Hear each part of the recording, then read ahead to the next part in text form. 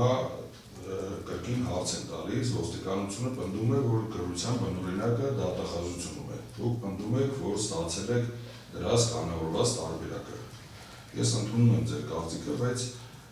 ինչպես վարվենք այն փաստի հետ, որ չունենք մենք պաշտոնական գրագրության համապատասխանող փաստաթուղթ, որը որ